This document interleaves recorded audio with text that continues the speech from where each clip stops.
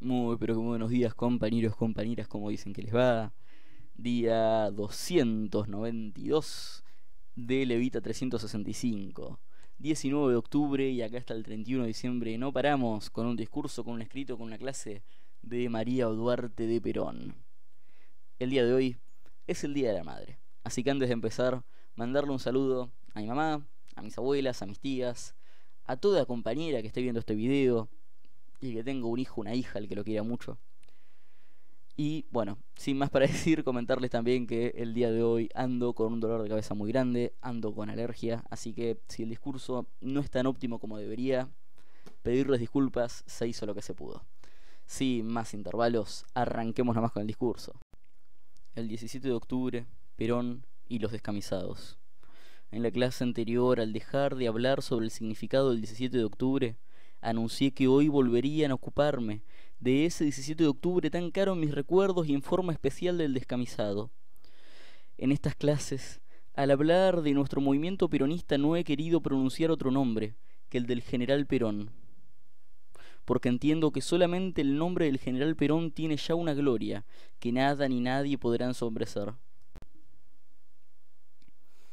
Por esa misma razón, tampoco quiero hablar de mí. Además, la historia del 17 de octubre de 1945 es demasiado reciente. Viven todavía sus personajes y quizá al seguir sus pasos en aquellos días podríamos llegar a descubrir que en el fondo muchos de aquellos hombres no supieron ser leales con los compromisos que habían contraído con Perón y con el pueblo. Digo que no supieron ser leales, lo que equivale a decir que no supieron ser hombres. Otros, los que quizá tuvieron brillante actuación el 17 de octubre, después no supieron seguir tal vez la línea de conducta que entonces habían tomado, desviándose del buen camino. Por eso, a pesar de ser la revolución un acontecimiento tan reciente, van apareciendo nuevos hombres en la lucha, mientras quedan atrás los que no tienen suficiente personalidad, los que no tienen el corazón suficientemente bien templado, los que no saben tomar la causa con desinterés, con renunciamiento de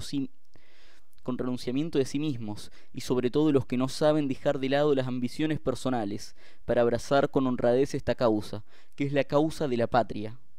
Ahora yo quiero cumplir la promesa que formulé en la clase anterior. Por eso no he de hablar de aquellos hechos de los que fui testigo. Además, poco tendría que decir de mí misma, sin mucho en cambio de aquellos de los que hablo siempre, de los que fueron protagonistas del 17 de octubre, es decir, del pueblo y de Perón. A ellos va mi homenaje y el homenaje diario de todos los peronistas, en todos los momentos de nuestra diaria existencia. Hoy hoy me contentaré con referirles algunos de los sentimientos que experimentó mi corazón en aquellos días infinitamente largos. Confieso que cuando tuve que salir al encuentro de la realidad, pensé en mucha gente cuyo recuerdo se agolpaba en ese momento en mi mente. Pero después, créanme sinceramente, comprendí que la libertad no podía ser conquistada por nadie más que por el pueblo. Confieso que en aquella oportunidad vi quizá capaz me interesase más la libertad de un corazón o la de una vida, que el triunfo de sus grandes ideales. Tan pronto como empecé a llamar a las puertas a los pobres humildes de los descamisados, confieso que allí sí encontré sus corazones. Por eso puedo decir con gran verdad que conozco todo el muestrario de corazones del pueblo argentino. Cuando pedí una audiencia, por ejemplo, a fin de entrevistar a un alto funcionario, me la concedieron, pero para dentro de un mes. De algunas partes, que lo confieso, tuve que salir llorando. Pero no de amargura, sino de indignación. ¿Quién era yo en aquel momento sino una débil mujer que había cometido el delito de creer en un coronel vencido y prisionero? Por eso digo siempre que en aquellos días de mi gran soledad conocí todas las gamas de las almas humanas. Por eso también algunas veces he cometido lo que para algunos quizá parezca una herejía, al indignarme mientras recibía en mi despacho a muchos peronistas, especialmente a los descamisados, a los desposeídos, contra aquellos peronistas de la primera hora, que se han convencido de tener una personalidad que no tienen y que se creen superiores cuando en realidad no somos nosotros quienes hemos de creernos superiores, sino que lo son los demás los que deben calificarnos. Ellos, suponiendo que son importantes y personajes indispensables, han olvidado a los peronistas descamisados, al pueblo glorioso del 17 de octubre que para salir a la calle no tuvo quien lo condujera, ni otro jefe que un coronel prisionero en Martín García, cuya libertad los impulsaba y los movía, porque su liberación era la liberación misma de sus descamisados. Por eso siempre he defendido y seguiré defendiendo a los humildes, porque fueron ellos los que defendieron al general Perón. Nadie dio el toque de salida, el pueblo salió solo, no fue la señora de Perón, tampoco la Confederación General del Trabajo, fueron los obreros y los sindicatos, todos los que por sí mismos salieron a la calle. La Confederación General del Trabajo, la señora de Perón, todos nosotros los deseábamos, pero fue una eclosión popular, fue el pueblo el que se dio cita sin que nadie se lo hubiese indicado. Por eso cuando llegamos a una alta posición, por más alto que estemos, nuestro corazón nunca debe dejar de estar con el pueblo, y siempre hemos de sentirnos humildes, porque desde nuestra humildad podemos construir grandes obras. Esto es muy importante para los peronistas. Yo he sufrido una gran desilusión cuando he visto a hombres, no digo mujeres, porque aún no les ha tocado actuar, que siendo de la primera hora se han sentido personajes y se han olvidado del pueblo. Yo no llamo a acordarse del pueblo a los que se acuerden de él, para utilizarlo políticamente, sino a quienes quieren sinceramente a ese pueblo. Yo, por ser una mujer del pueblo, creo tener cierta intuición popular, y sé quién es honrada y lealmente, quienes quieren honrada y lealmente a los descamisados, y quienes pretenden utilizarlos políticamente. Por eso he dicho siempre que antes de ser una realidad, prefiero ser la esperanza de la revolución, porque así seré la eterna vigía de la revolución. Y la eterna vigía de la revolución es el título que aspiro a tener, y para tenerlo hay que ganarlo. Eterna vigía de la revolución es no tener amigos personales, porque los únicos amigos nuestros han de ser los amigos de la causa, y si un amigo de la causa tiene un momento de locura y se desvía, desde ese instante deja de ser amigo.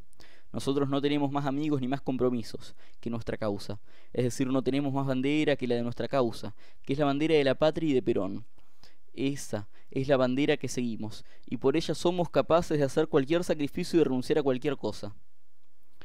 Yo soy y he tratado de ser siempre una buena amiga de los peronistas, pero también soy extraordinariamente celosa y vigilo en forma permanente el cariño de los peronistas hacia el líder, hacia el general. Es por eso que soy amiga de todos los que quieren a Perón, pero de los que lo quieren con lealtad, con honradez, sin ambiciones y sin intereses mezquinos y bastardos. Entonces sí soy amiga.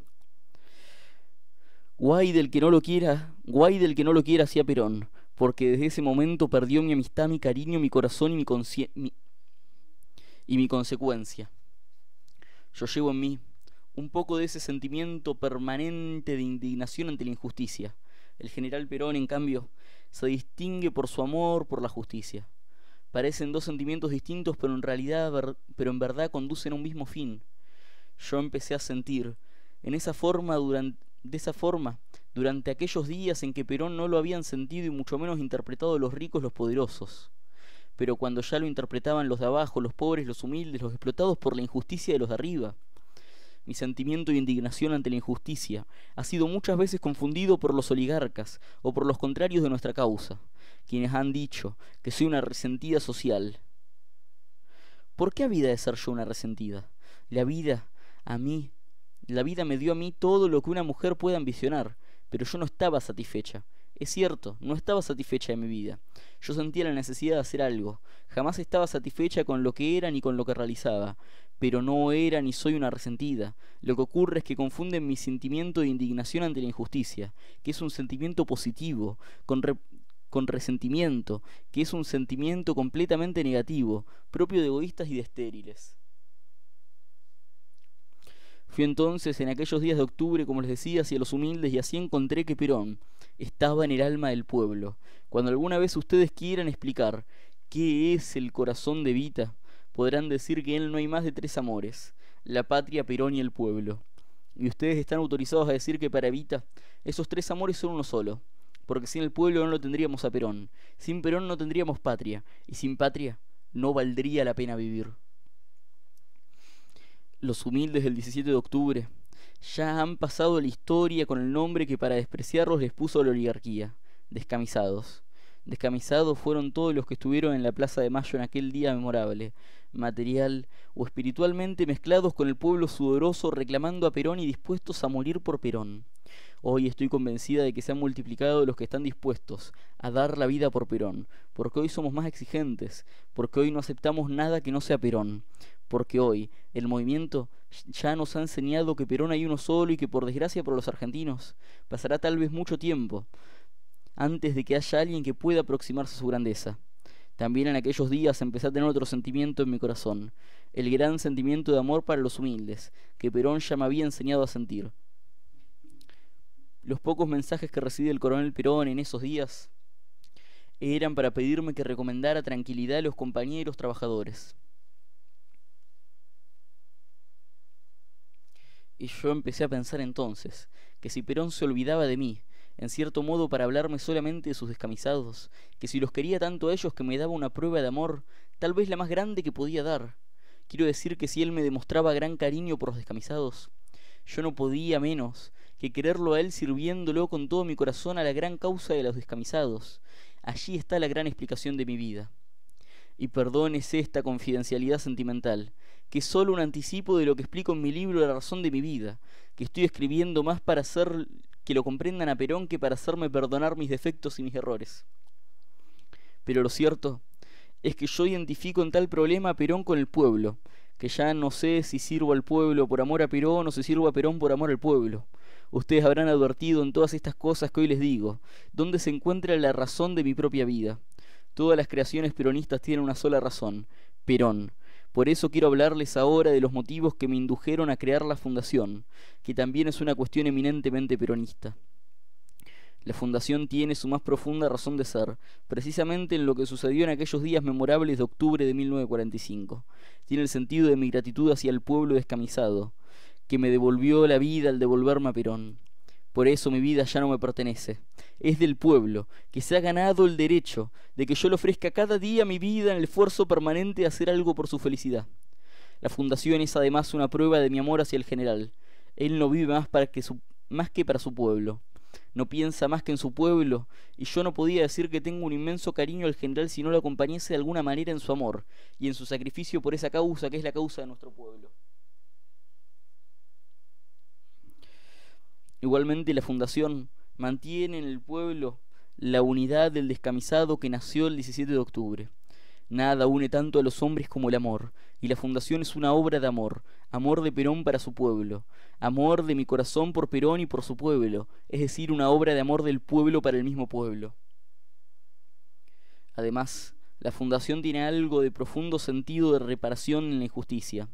Por eso yo no tengo ningún escrúpulo en hacer las obras que construye la fundación, inclusive con lujo. Tal vez podría cumplir igualmente mi misión con menos arte y con menos mármoles, pero yo pienso que para reparar el alma de los niños, de los ancianos y de los humildes, en el siglo de humillaciones que vivieron, sometidos por la oligarquía fría y sórdida, es necesario traer algo de arte, de mármoles y de lujo, es decir, pasarse, si se quiere, un poquito al otro extremo en beneficio del pueblo y los humildes. Porque yo pretendo al menos que ningún hijo de oligarca, aun cuando vaya al mejor colegio y pague lo que pague, sea mejor atendido, ni con más cariño que los hijos de nuestros obreros en los hogares y escuelas de la fundación.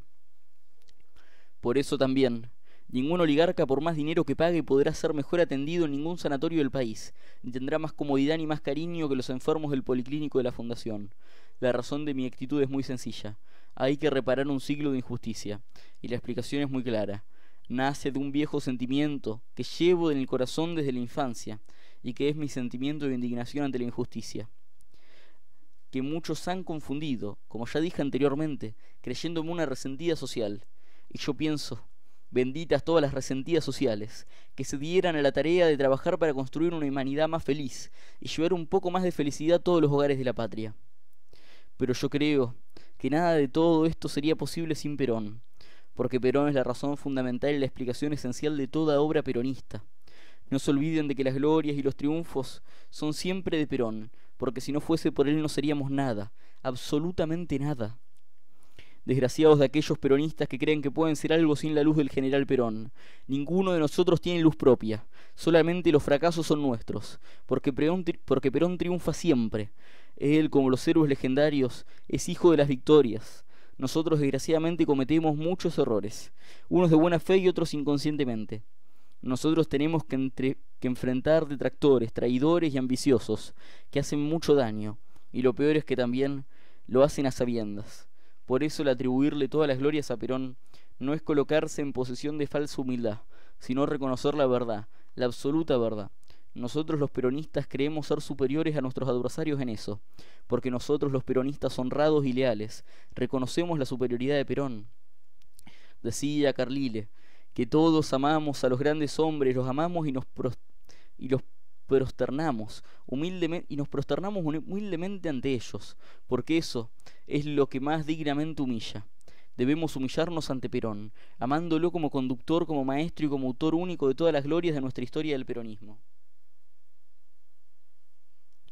Si la fundación tiene algún mérito, ese mérito no es el de nadie más que de Perón.